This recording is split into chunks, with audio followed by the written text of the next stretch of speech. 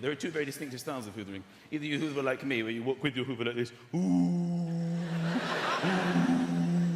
Then when you reach the end, you hoover around, follow in behind. Ooh. Or you stand your ground and hoover out. Ooh. Ooh.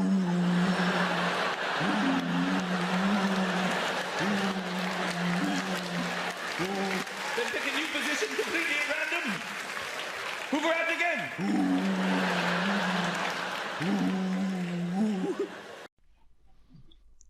While using a wheelchair, the second option has proven to be the best way for me. Hoovering the floor in a wheelchair is much easier than it seems. I'm going to speed up the footage here as there's only a couple of main points to go through here.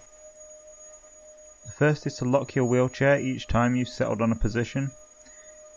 This will mean that all of your power will go into moving the hoover rather than awkwardly moving your chair around.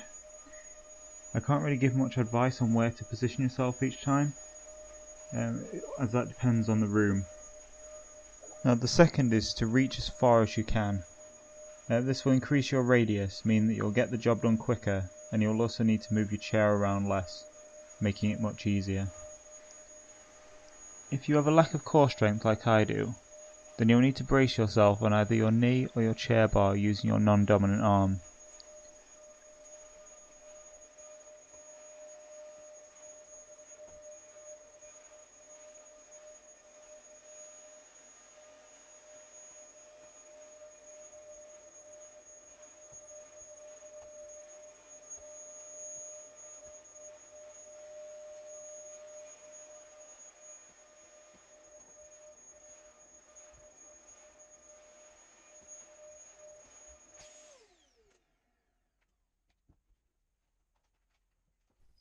Now all that's left is to put the hoover away and enjoy your nice clean floor. If this helped, please check out my other videos. If you do things a little differently, or if you need anything clarifying, please comment below.